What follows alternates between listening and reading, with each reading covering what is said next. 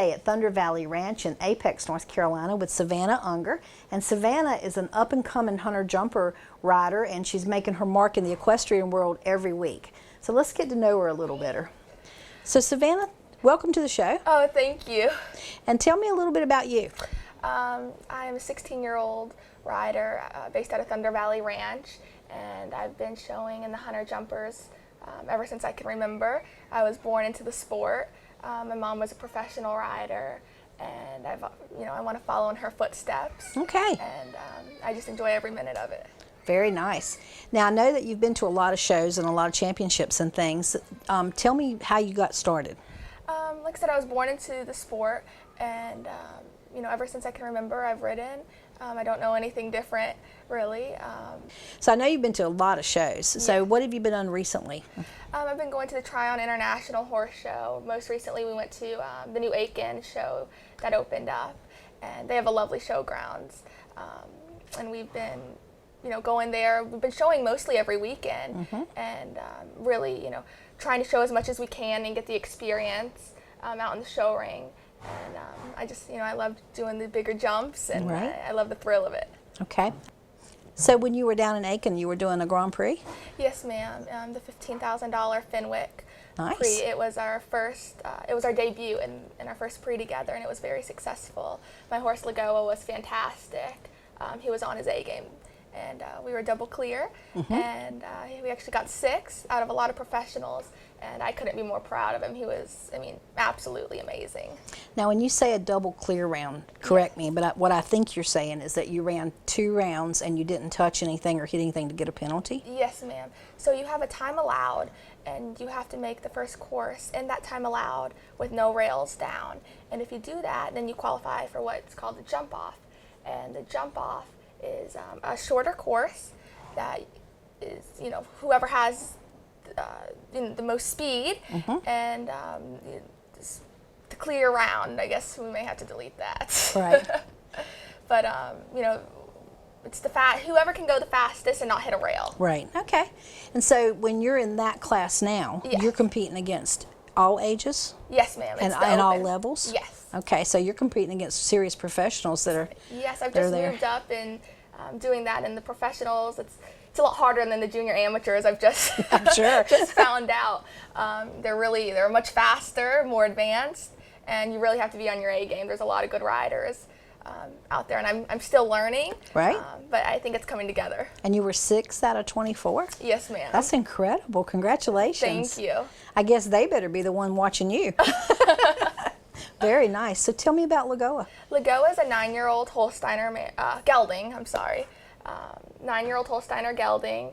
He is 16 hands, so he's a little guy for the jumper world.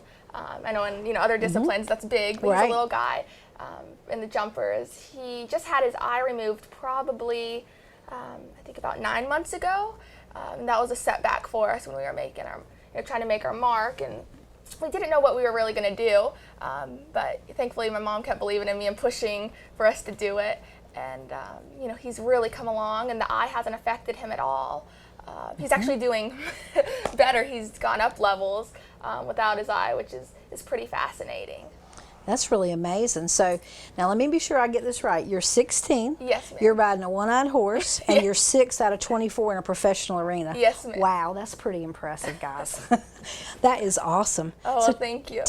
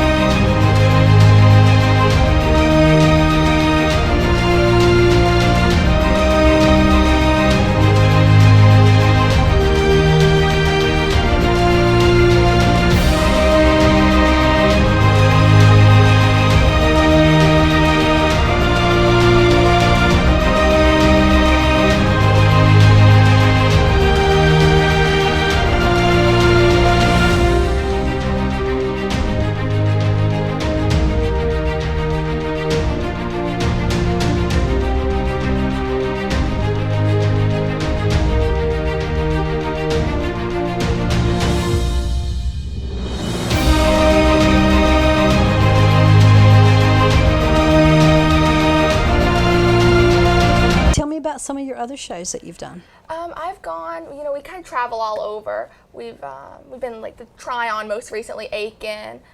We go to Ocala in the winter, which we go for 3 months. That's a big show for us, Hits Ocala. And, they have all different levels that you can show in. Last year, I wasn't jumping as high as I am now. I was only doing the meter 10s. And thankfully, my horses have progressed with me, and I have as well. So this year, we're going to go and do the high juniors and do some pre's down there is the goal. Okay. So when you say a meter 10, put that in feet and inches for me, because I can't calculate meter that fast. 10 is, I believe, 3'7". Okay. And meter 40 is 4'7". Wow, that's pretty high. So yeah, every inch counts. It doesn't seem like a lot in inches. I'm always telling my mom, oh, just a few more holes, and she's telling me, no, it's a big difference, especially in the show ring. Yeah, I'm sure it is. Very nice. So what else do you do with your horse? I play with him a lot, honestly. Right. He's a pretty goofy horse. So, just bringing him out, hand grazing him, taking him on trail rides, doing different things with him. He really enjoys doing grooming, bathing, just loving on him and gaining his trust. Right. Once he trusts you, he'll give you his heart. Right. And my other horse, Magic Cruise, she's more of a been there, done that horse. She's more of a teacher, and she's an old soul. She's amazing as well. She's a big gray. She's 15 years old this year, I believe, and she's a much bigger horse than Lagoa. She's about 16 hands and very stocky. You look at her and you don't think she can get over those big jumps. She's a much bigger horse. But she's also done some hunter derbies. I did my debut in the derby, and we got 4th, and that was with professionals as well. Wow. And I don't know exactly how many were in there, but it was around 20, and that was in at the Raleigh Horse Complex. So she can also do the hunters and the jumpers, where Lagoa is solely a jumper. Right. Now, explain to folks at home the difference. Hunters is where, it's judged on your form and how the horse jumps, and the cadence of it, how pretty you are. And jumpers is pretty cut and dry. Right. How fast can you get over the obstacles, and can you keep them up? Right. Very good. So what do you want to do when you get out of school? I would like to be a professional and go pro. That's the goal. Okay. And what would you do that here in North Carolina, or would you head down to Florida, or? It's undecided yet. I love Florida, but North Carolina is my home. So, maybe Florida for 6 months of the year, and North Carolina, or, we'll definitely be going to Florida for the 3 months of circuit, either Ocala or Wellington. Okay. And do you do like Devon and the places up north? I have not been to Devon yet. I'd love to go to Devon. We qualified on Lagoa for the Prix de States this year, and I forget where the Prix de States is. I believe it's in Pennsylvania. And we decided not to go this year, because when we go, we want to be on our A game, and he's recently just moved up. But we had the opportunity to go, but we didn't go this year. We will be going next year. And young riders next year is also a goal of mine. Devon, and try to hit up as many big shows as we can. Hopefully the Hampton Classic. Right. Everyone talks about that show. I've never been, so I'm hoping to go there, see, experience what everyone else has, and compete against, the best. So obviously you have your eye on the prize. Who's your competition? Oh. Other than you? You never know in the jumpers. Sometimes the underdogs get you. And that's hopeful. That's what Lagoa has done. Right. And you really never know, honestly. People can come and you don't know who they are, and if they have a good horse and a good team, then everyone. You have to watch out for everyone. Okay. So who's some of your inspirations? I look up to my mom a lot, and she's taught me to be the rider I am today. And also a lot of the big riders. McLean Ward is a fantastic rider with amazing equitation. I watch him a lot. Candace King also has beautiful equitation and rides phenomenal. So those are just the few. But I look at a lot, and I pick what I like, and kind of take that out. But definitely everyone that shows big, I watch, right. And you can learn from everybody. Right, absolutely. So how do you train to get where you are? What kind of time do you put in? A lot of time. It's 7 days a week. I'm always looking. Even if I'm at home, I'm watching videos, training videos.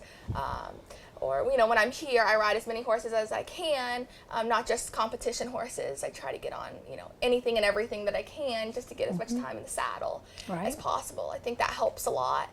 It teaches you to ride a lot of different horses, the difficult ones and the easy ones. So, you know, even just the trail ponies I try to get on, and I just really enjoy it. So anything I can get on, I get on. And do you have a specific trainer that works with you all the time? I do. My mom, Monique Kent, she trains me. Okay. She's helped me a lot. Having a mom as a trainer is really good because, you know, they're always going to put the time into you and they want you to do well. You know, you never have any questions about it. Right.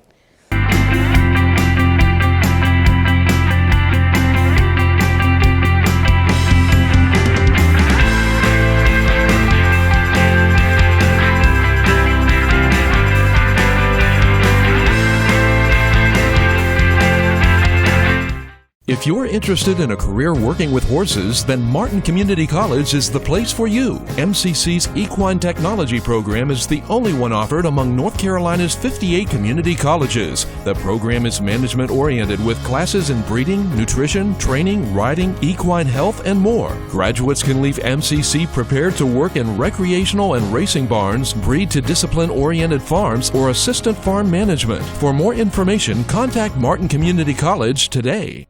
So I'm sure that doing this kind of competition is expensive, and do you work to pay for part of this? I do. You know, we don't have a lot of money financially, so what we do is we buy and train and sell horses, and you know, actually one of the ponies we were working with to sell actually turned out to be my pony finals pony, underestimated.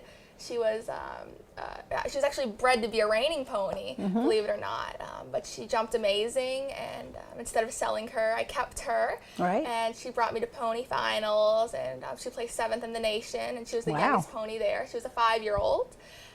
She qualified for the pony finals and zone finals, and you know, also the World Show in Oklahoma, the AQHA. She was a quarter horse. Yeah, I figured. Open Worlds, and as well as Youth Worlds. Unfortunately, we didn't get to go because it was all the way in Oklahoma, but I would have loved to go and participate. I'm sure she would have done amazing. I know pony finals is like every little girl's dream to go to. So what was that like to go to that? It was my childhood dream. I always wanted to go to pony finals. I had an old pony jumper that we were going to go to pony finals with, and unfortunately it didn't work out. And when I was little, you know, as a little girl, it kind of crushes you. You don't know what to do, and I kind of just gave up for a little bit on that dream. And you know, I didn't think it was ever going to come along. I was just going to go ahead and move up to horses and forget about the ponies. But Whiskey came along and kind of gave me hope again to go and do that. And you know, hard work pays off. It's what I've been, you know, trying to learn. Now, in the English world, when you talk about a pony, you're not talking about a little pony. Tell what size range do you guys consider ponies? So a small pony can go up to 12.2 hands. A medium pony can go up to 13.2 hands, and a large pony can go up to 14.2 hands. Whiskey was a large. She was 14 hands and a fourth. So in the ponies, every little bit counts. Right. So she was on the smaller end of the large pony, but you know, size didn't matter for her. Right. How high does she jump? Whiskey jumped, at home we schooled up to -20, and at shows we jumped -5 up to -15, which was pony finals.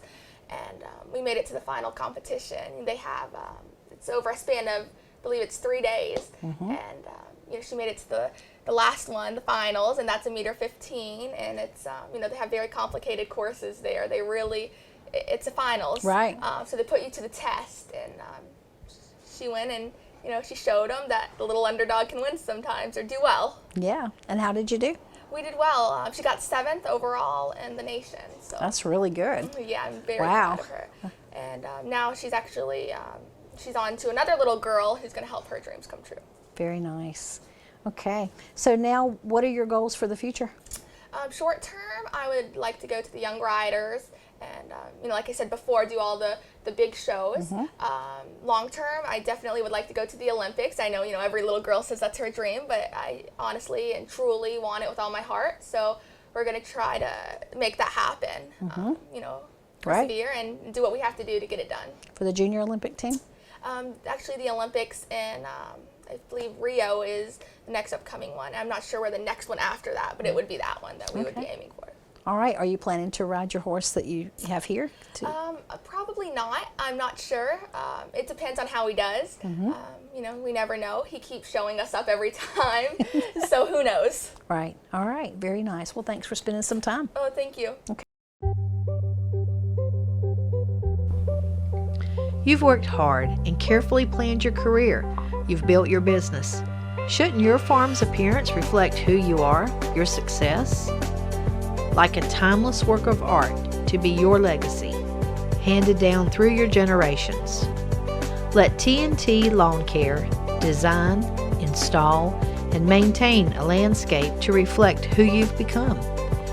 With our uncompromising attention to detail, we deliver high value in a competitive market. Call T&T Lawn Care today, 336-574-0410.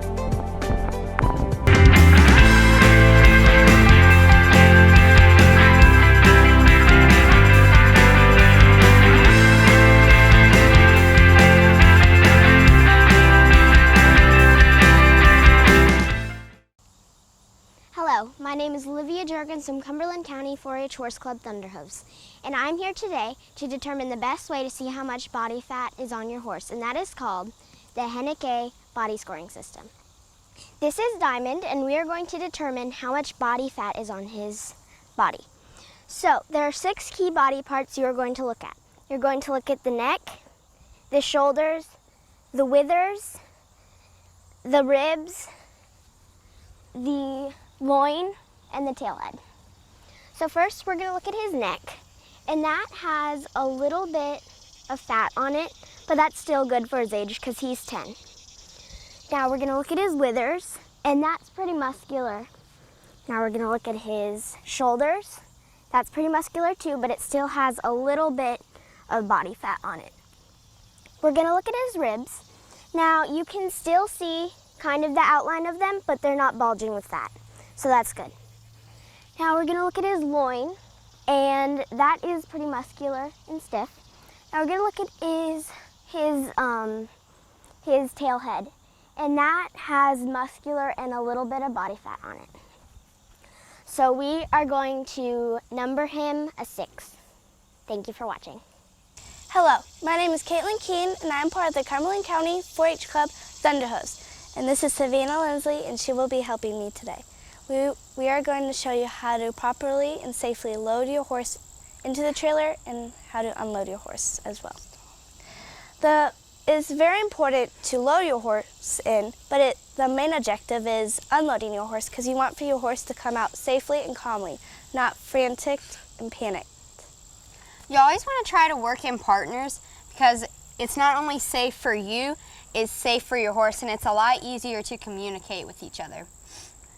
So you always want to have one person standing and holding the horse where you're loading the horse in and going to tie it up.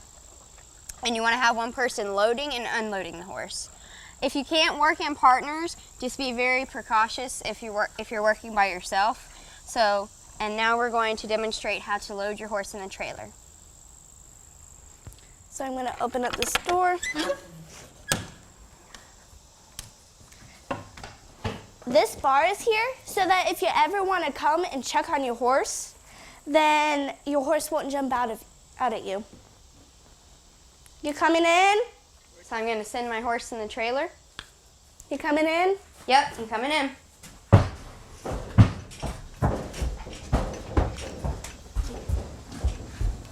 Good boy. Good boy. So you always want to try to load your horse in the trailer safely and calmly, and that sending exercise really comes in handy, and you just want to make sure your horse comes in safely and quietly. You always want to close the gate before you tie your horse up, because if he panics while he's tied up, he could hurt himself. But if he panics without himself tied up, then he won't hurt himself. Okay, I'm closing him in. All right.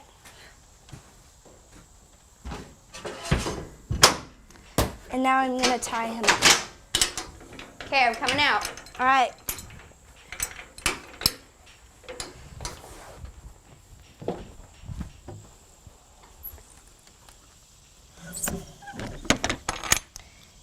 And that is how you safely load your horse in the trailer.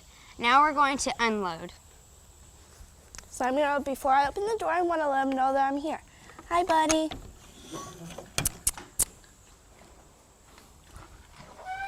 Okay, I'm coming in. All right.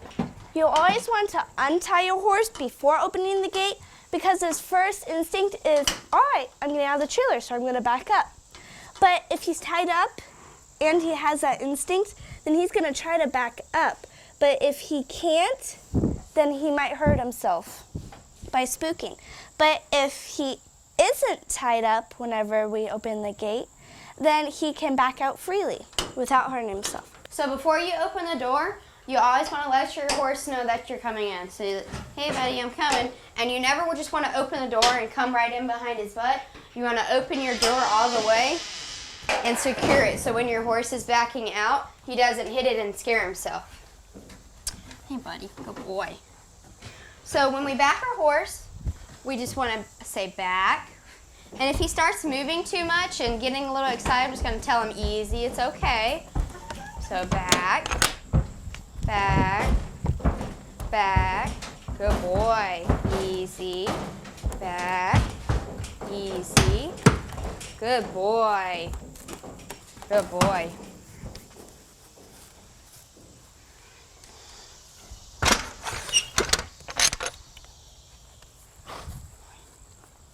And that is how you safely load and unload your horse into the trailer. Thank you.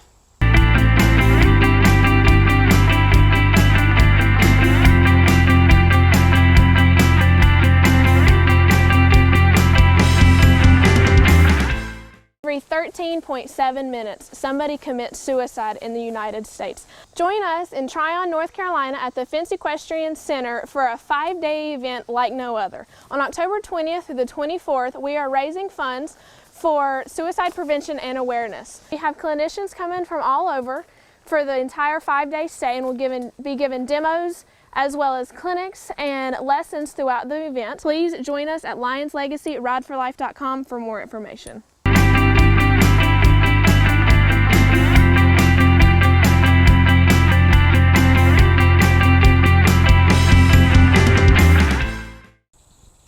Hi, my name is Caitlin. I am part of the Cumberland County 4-H Horse Club, the Thunderhoofs. Today I'll be talking about how to take your horse over obstacles. The reason why you want to take your horse over obstacles is because it builds their confidence and trust with you as a leader. When you first go onto an obstacle,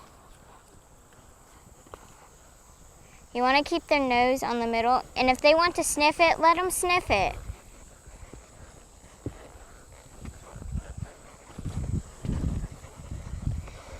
And it keeps them,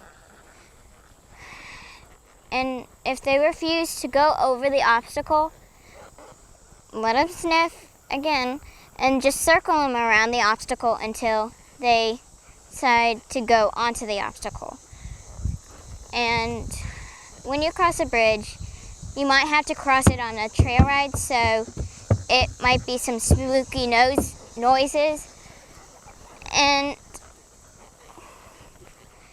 And it builds definitely their confidence.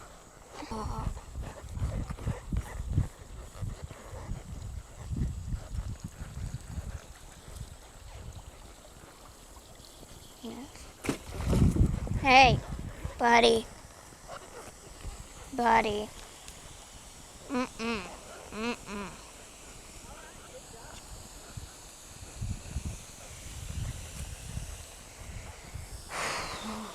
It's okay, buddy. It's okay. Good boy. Good boy.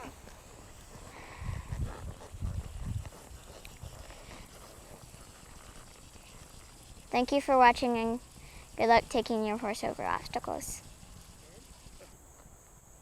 Hello, my name is Olivia Juergens from Cumberland County 4-H Horse Club Thunderhoofs, and I'm here today to teach you the best way to go up and downhill on your horse. When you're going downhill, you're going to lean back with your heels to the ground and keep one hand on the horn. Ooh. When you lean back, that helps the horse get down the hill that helps the horse get down the hill, not going too fast. You're going to keep your reins just a little bit loose, but tighter than usual, so you can stop him if he takes off. When you go uphill, you're going to lean forward and your heels are going to stay down. The reason you lean forward is so the horse gets up the hill with the least work. Now you're ready to go on a trail ride full of hills. Thank you for watching. Hi, my name's Paul Dunn. I'm from Mule City Feeds here in Benson. I'm a member of the Benson Area Chamber of Commerce, and these are my mules. We want to invite you to come to Benson Mule Days in September. It'll be the 4th weekend, and look forward to seeing you. Come on down to Mule Day this September. Hi, I'm Rick Peniston. I train my horse Jake to trust me and be brave in order to face the obstacle challenges and win in extreme cowboy races. It takes dedication, hard work, and innovation to train a champion. As an attorney representing injured persons, I use the same skills to win compensation for people injured in accidents or on-the-job injuries. If you've been injured in an accident or on the job and need advice, call me. I want to hear from you.